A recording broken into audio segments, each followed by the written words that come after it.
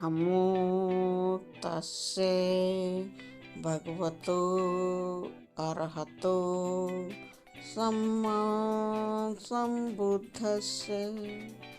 आज हम बताने जा रहे हैं कि परित्राण धागा जो बौद्ध धर्म के अंतर्गत बौद्ध धर्म के फॉलोअर्स अपने हाथ में बांधते हैं, उसका सही सही मतलब क्या होता है। तो दोस्तों, ऐसा है कि जब बुद्ध भगवान थे तो उनके समय में तो यह परित्राण धागा नहीं बांधा जाता था, यानी कि धागा बांधने की कोई भी परंपरा थी ही नहीं। कुछ समय के उपरांत क्या हुआ दोस्तों कि जो भिक्षु गण थे तो चारों तरफ दिशाओं में जाकर के धम्म का प्रचार और प्रसार करते थे, और जब भी बुद्ध विहारों में लौट करके आते थे तब भिक्षुगण विहारों में धम्म का श्रवण करते थे, गहराई से धम्म का अध्ययन करते थे, भगवान बुद्ध के धम्म के उपदेशों को अपने जीवन में सम्यक रूप से अपनाते थे। धीरे धीरे क्या हुआ कि वह ऐसा महसूस करने लगे कि हम भिक्षुगण एक धागा अपने हाथ में बांध करके रखें, जिससे कि हमें निरंतर रूप से धम्म के उपदेश याद रहें। जब भी हम परित्राण धागे को अपने हाथ पर बंधा हुआ देखें तो हमें याद आ जाए कि आज हमने धम्म को सीखा है, उसका गहराई से अध्ययन किया है और धम्म के उपदेशों पर ही हमें हर समय चलना है। धम्म के उपदेशों पर चलना हमें कभी भूलना नहीं है। यह परित्राण धागा देखकर हमें यह याद रहेगा।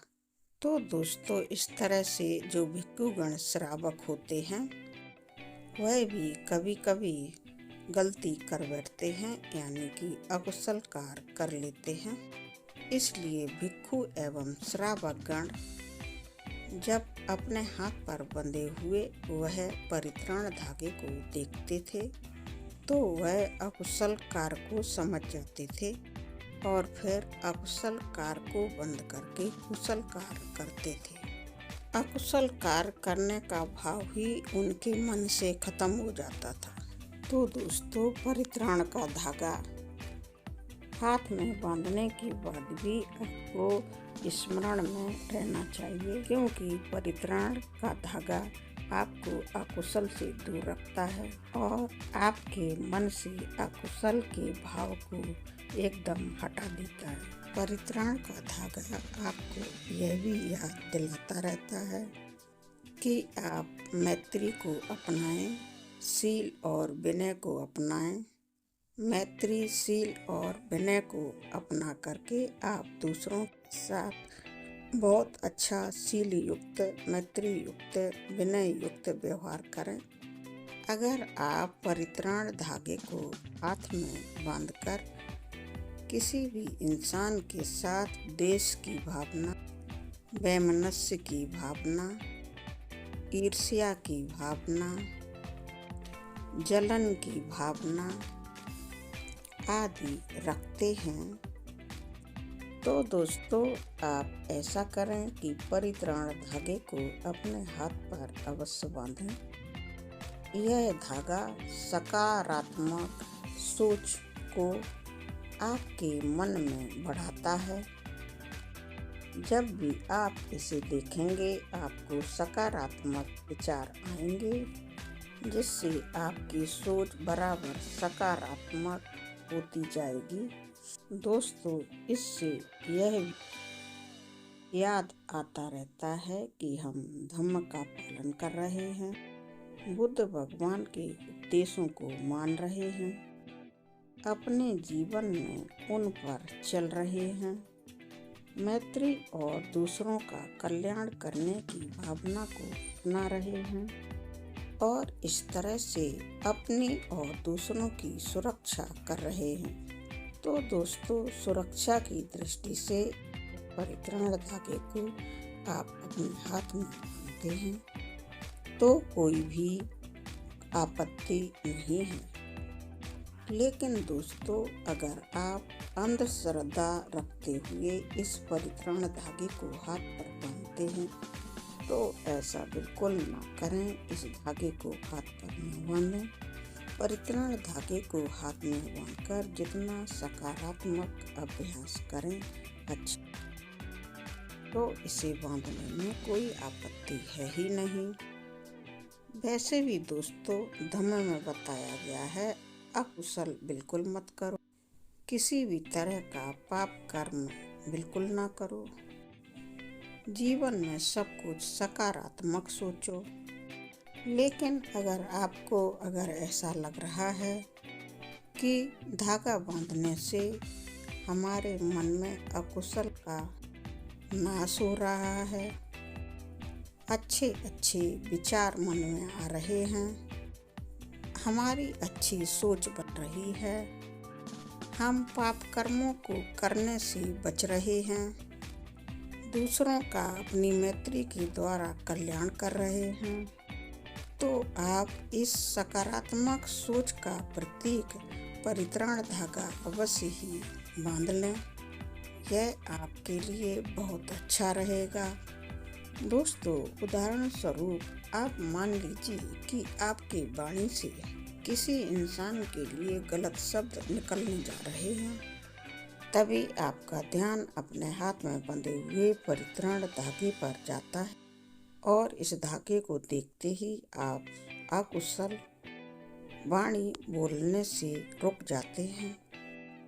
आप सकुशल वाणी बोलने लगते हैं क्योंकि आपको ध्यान आ जाता है कि परित्राण धागा तो मैंने अपने हाथ में कुछ भी अकुशल न करने के लिए बांधा है, इसलिए मैं अकुशल वाणी नहीं बोलूं, किसी को भी गलत शब्द नहीं कहूँगा। इस तरह आप परित्राण धागे को देखकर सकारात्मक कार्य करने लग जाते हैं। तो दोस्तों, आपने देखा परित्राण धागा हाथ में बांधना कितना अच्छा है। यह अकुशल कार्यों से आपकी रक्षा करता है।